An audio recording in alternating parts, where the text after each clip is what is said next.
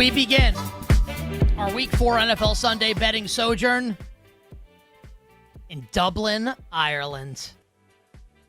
Yeah. With the Steelers and the Minnesota Vikings. The Super Bowl IX rematch the world has been waiting for. Femi, side and total of this game. Vikings a juice 2.5-point favorite. Total 41. Injury-wise here, Andrew Van Ginkel out. Donovan Jackson out on the offensive line. J.J. McCarthy obviously ruled out. Carson Wentz will start. Alex Highsmith out for the Steelers. Jalen Warren added to the injury report, but he is expected to play. Joey Porter Jr., Jonnu Smith questionable for Pittsburgh. If we ever get to 3, I'll have to bet the Pittsburgh Steelers because I think that's just a little bit too much. I mean, it's Carson Wentz in a neutral. Like, come on. Like, it cannot be 3. But if it does get there, because I think a lot of people really want to fade Pittsburgh this week, so there's the chance that this happens tomorrow, maybe early Sunday morning. At that point, I'd bet Steelers. If not, I'm just going to pass this game. I think that the Minnesota should be favored, shouldn't be by more than a field goal, or shouldn't be by a field goal, I should say. And if that happens, I'll bet them. So, right now, this to me is a pass early on. Let's see where the market goes. I'm waiting to see if we get the 3 also. I would bet Steelers plus 3, but candidly, if we get, this is a 9:30 a.m. kickoff, and I have a show from 8 to 9, and then Femi and I are on from 11 to 1 Eastern, and I'm going to want something to do. So I'm going to bet the Steelers no matter what. So I'm hoping to get a 3. If not, I'll bet plus 2.5 and a little money line. I like the Steelers against the Vikings. All right, 1 o'clock slate Eastern. Texans hosting the Titans, both teams 0-3. Houston, a juiced 7, but the number's still 7 at BetMGM. Total 38.5. J.C. Latham, Tennessee's hulking right tackle, misses another game. Derek Stingley, questionable for Houston, but we do think that he will play. Got a limited practice in on Friday. 7 feels like a bet on Tennessee. It's just, do you want to stomach it? I do not. Under 39.5 feels like a bet as well. Do you want to stomach it? Based on how totals have been going, I do not. But like those to me feel like the sides, like Titans under, like if you want to parlay that, it feels like that's what's going to come and get there and get you to the window because Tennessee, I don't think their offense is doing much against this Houston defense. So for me, this is going to be a pass. I would lean towards the under in Tennessee, though. If I had to bet the game, I just don't want to do it. There's other games that I have other bets out there this week that I like a lot more than this. I said it on Monday. I took 7.5 with the Titans on Sunday night. I do think that Bo Hardigree taking the offensive play calling duties from Brian Callahan does introduce a little more variance into this game. And for what it's worth, Hardigree was the Raiders' interim offensive play caller for Antonio Pierce's interim tenure as Raiders coach down the stretch that season, which did see them beat the Chiefs. He was not bad. I'm not saying he's going to be great. But I do think this adds some variance to the game. I don't love my bet, but I think I'm going to beat the market. So I'm in on Titans plus 7.5. And to quote Stone Cold Steve Austin, don't trust anybody. Also to quote Stone Cold Steve Austin, that's all I got to say about that. Falcons and the Commanders. Jaden Daniels and Terry McLaurin both ruled out for the Commanders. Hat tip to our friend Rob Bazzola, who said yesterday on the show he didn't expect Daniels to play and to bet the Falcons prior to that news coming out. Because now, with the news out and Marcus Mariota starting for Washington, Atlanta now a 2.5-point home favorite. Total 43.5. A.J. Terrell will miss this game for the Falcons. And honestly, without Terry McLaurin, not a bad game for A.J. Terrell to have to miss. No Terry McLaurin, no Noah Brown, which I usually wouldn't bring up Noah Brown, but when you don't have McLaurin and now Noah Brown starts to kind of matter, it does matter for this passing game for the Washington Commanders. Deebo Samuel is going to be their guy for Marcus Mariota and some of the other young players that they have playing behind their usual starters at wide receiver. But this is a bet on the Falcons for me. I'm surprised the market hasn't gone all the way to 2.5 at most spots. BetMGM is there, but there's still some 2s that are available in the market. This is the opposite of the fallen hero spot. That was last week. I don't know what this is, but I don't see this working out with Marcus Mariota on the road against a team that just got blown out and embarrassed last Sunday. I like Atlanta. I bet some money line at minus 105 earlier today. I would still even lay 2 or 2.5. I think the Falcons get it done at home. This is one of those must-win games. That's not really a must-win game, but you got to win this one with the backup quarterback at home. I can't believe I'm saying this. I don't trust Michael Penix Jr. right now. Which doesn't mean that I want to bet the Commanders at this price, but if we get 3, I'll consider taking 3 points with the Commanders on the road. I think Washington's better than Atlanta, and maybe Penix is going to be awesome. And yeah, is it a revenge game? She never should have started. Head coach and quarterback. First place. I guess. I guess so. Washington +3 would be in consideration for me. Otherwise, I think this game will be a pass. Moving on. So the Saints and the Bills in Buffalo. Buffalo, a 15.5-point home favorite. Biggest spread of the season so far. Total is 48. Chase Young misses another game for New Orleans. Matt Milano, Ed Oliver out again for the Buffalo Bills, Femi, on defense. Yeah, I think the side is just right. Buffalo should be favored by more than a couple of touchdowns, and they are. The total is where, if you really wanted to bet it, that's where I would look. I mean, I don't think Buffalo's defense is all that good. I don't think anybody does, and now they're still down a couple of key defenders. And New Orleans offensively, last week's game got away from them, and that was a much better defense on the road facing the Seattle Seahawks. Maybe it's an over bet on this one. I think if I wanted to bet this game, it would be towards the over. I don't know if I'm going to get there, but let's check back on Sunday when we do countdown to kickoff. I might have a bet on the over. I just want to think a little bit more about this one, but that's the only thing I would do with this game. I think the point spread's just right. I'm not going to bet the game. If I did, I think I'd lay Buffalo. But, there is a path for New Orleans to covering, which is the Bills kind of, mess around and play with their food, and New Orleans runs a million plays on offense, and maybe that variance leads to the Saints covering a big number. I don't want a lot to do with this game. I think the Bills might win 38-3. And something else to consider with this game, if it goes poorly, and it will, for Spencer Rattler, Tyler Shuck's going to play. And I think a question that everybody needs to ask themselves if you want to bet this game, what does that mean if Shuck comes in? I think he starts chucking the ball down the field, and it could go poorly or it could go well. I think this game is a stay away for me, the Saints and the Bills. I think the Bills are going to win by a lot, so does the betting market. And that's all I got to say about that. Lions and the Browns in Detroit. The Lions, a 10-point home favorite, Femi. It's juiced towards Cleveland, but the number is 10 at BetMGM. The total currently sitting at 44.5. Taylor Decker and Al-Qadim Muhammad, who look like Lawrence Taylor on Monday night, are both questionable. Jack Conklin, questionable at right tackle for the Cleveland Browns. Yeah, a little bit of trash talk in this game here. John Morton talking about how the Browns have not seen a running game like theirs, and Myles Garrett said, hey, well, they haven't seen a defensive front like ours as well. So a little bit of intrigue to this game that I think everybody expects that Detroit should be able to take care of business. The betting market thinks, though, as well. I'm not putting my money on this game. For what it's worth, though, I do have in a contest Detroit laying the 9.5. So if you really want something to bet with this game, I would be on the Detroit side, as I am in a contest that is a 5-week pick-em spread type of deal, a 5-game-a-week pick-em spread deal. So, I think the Lions take care of business. I think the Browns, their week was last week. They come back down to earth. Detroit's very much paying attention to this team, and I think they take care of business and roll on Sunday. I think I'm going to pass this game. If I had to bet it, I would take the points with the Browns, with that defense. But just, no matter what side of the game you like, make sure you get the best of the number. If you like Detroit, lay 9.5.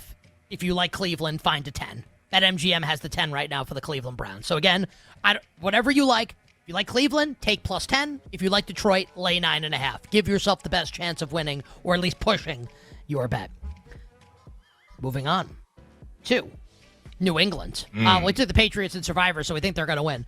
New England, a 5.5-point home. So here's the thing. Honestly, we need to have another Survivor conversation. What if Christian Gonzalez doesn't play? He's questionable. I think he's going to go.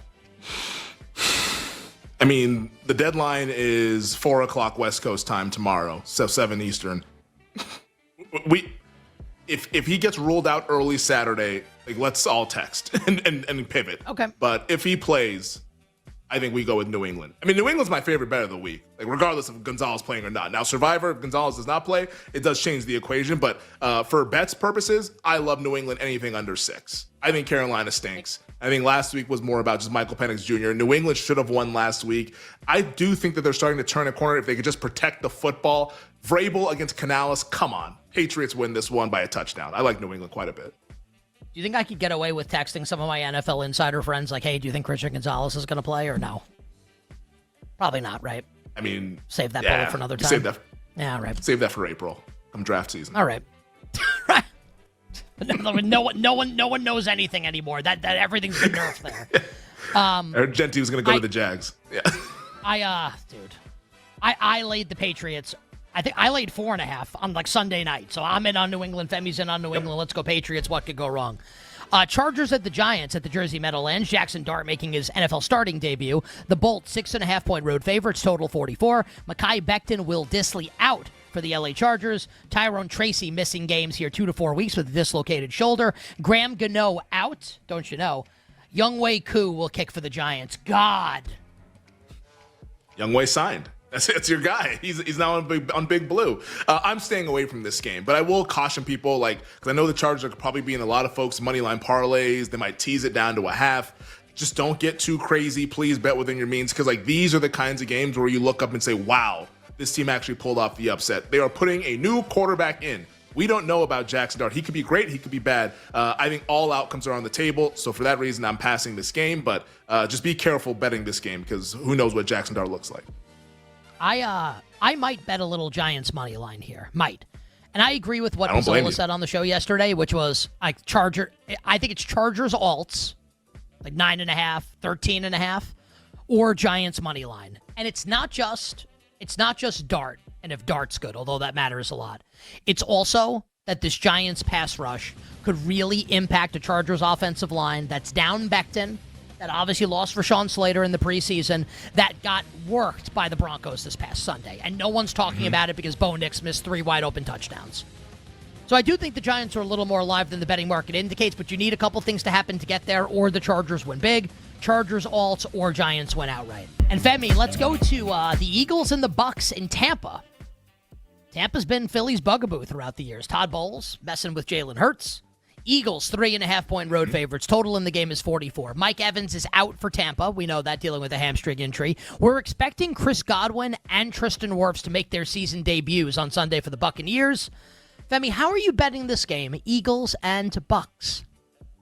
Yeah, no bet for me currently. I missed out on the early Eagles -3, but if that's ever pops again, that would be a bet. I'm a little bit concerned about Brad's guy, Baker, the touchdown maker, dealing with his bicep injury. Yeah, he's going to play, but is he going to be 100%? I'm not so sure. So Eagles 3 is a bet for me. I'll be on the lookout this weekend, but as it stands right now, no bet. I laid 3 with the Eagles earlier in the week. Talked about it on the show on Monday. If I didn't have any action on this game, probably Eagles and moneyline parlays. I honestly, I laid Philly. And I understand, the narrative that the Bucs have had their number, and they have. Yep. My opinion is, when the Eagles won the Super Bowl last year, I think they shed so much of the past baggage. And we saw it in the second half last week against the Rams, when I think they announced to the world that we are not letting this go sideways like it did a couple years ago on offense. My expectation is that they come out and flame this Bucs defense. I like the Eagles to win and cover on Sunday in Tampa. Also, I laid 3, not 3.5.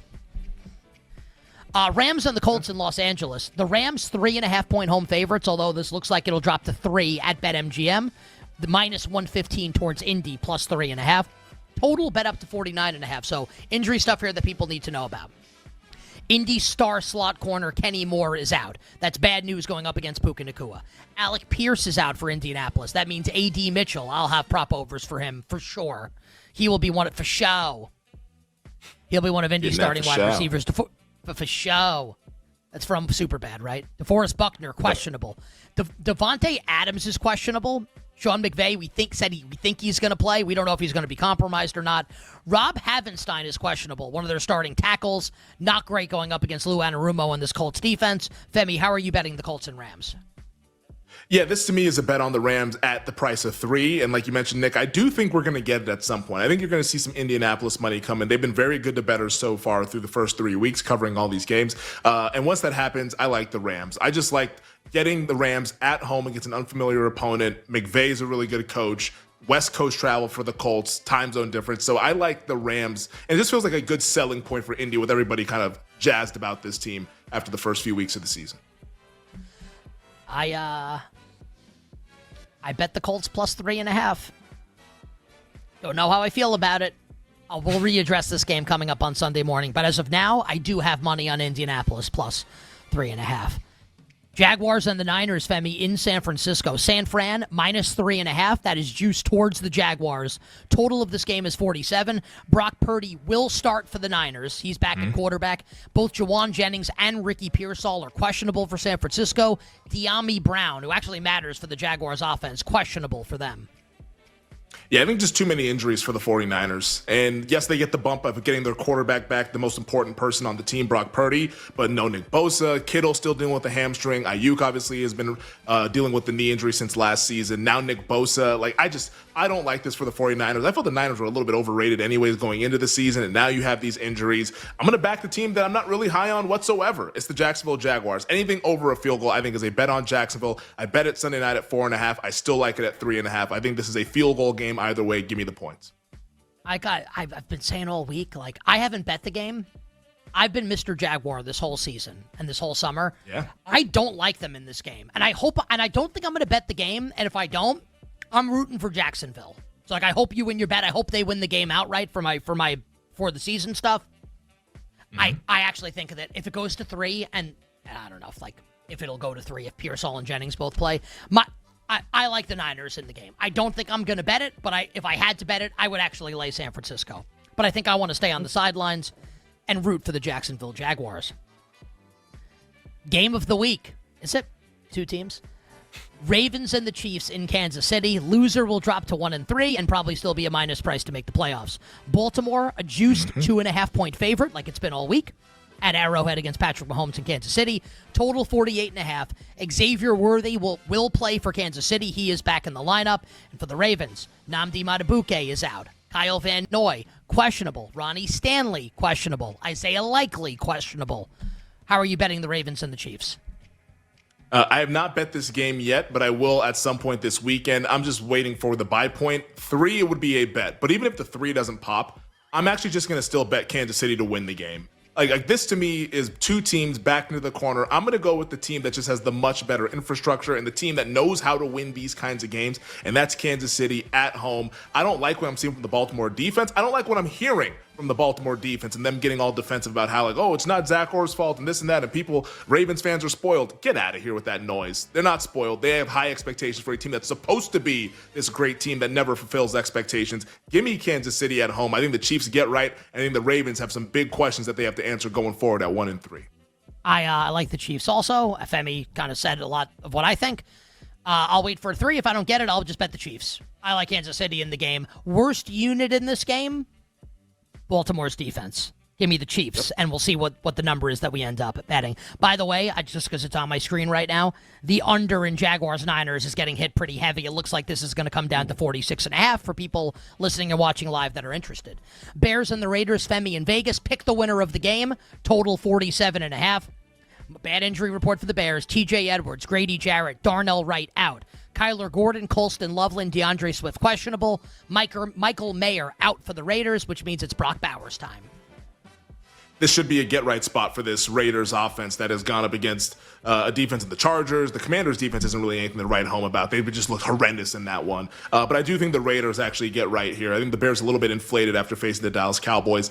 I will like the Raiders on the money line. Let's see if we can get a better price than what's currently out there by the time we get to kickoff. But at some point, I will be betting the Raiders this week. I like the Raiders also. Honestly, might be my favorite bet of the week. Pride and poise, commitment to excellence, just cover, baby. This ain't no Cowboy slump-busting defense. Not that the Raiders' defense is great, but I do like the Raiders in this game. Give me the Raiders to beat the Chicago Bears, and we will close, Femi, with your worst nightmare. Sunday Night Football, Micah Parsons and the Packers, a touchdown favorite at your Cowboys. Worth noting, the juice is towards Dallas, so maybe this will come off 7 and go to 6.5. Total 47.5. Tyler Booker, CeeDee Lamb, both multi-week absences for Dallas. Zach Tom, for what it's worth, is out for the Green Bay Packers. And Aaron Banks is doubtful. So the Packers are going to be down 2 starting offensive linemen likely. Yeah, unfortunately, the Dallas Cowboys don't really have many guys up front that can take advantage of that. They used to have one. He's now playing for the Green Bay Packers. I think Green Bay wins the game. I think the point spread's just right as it stands right now. If anything, my bet in this game, and we talked about it on Wednesday during our NFL awards discussion, it's Jordan Love to win the MVP. Put some more on Love. The slump busters are going to make Jordan Love look like the next greatest quarterback of all time. I think the Jordan Love price in primetime drops quite a bit. That is my bet in the game, adding more Jordan Love to the MVP portfolio. I don't really... I'll be honest, I kind of want to bet Dallas, but I'm not there yet to make that bet. I think this is probably a pass for me, and I'll bet some props. It'll be a spectacle. I don't know if it's going to be fun, but it'll be a spectacle. I think that, seriously, someone needs to take the mic away from Jerry. Yeah. he can't help himself anymore.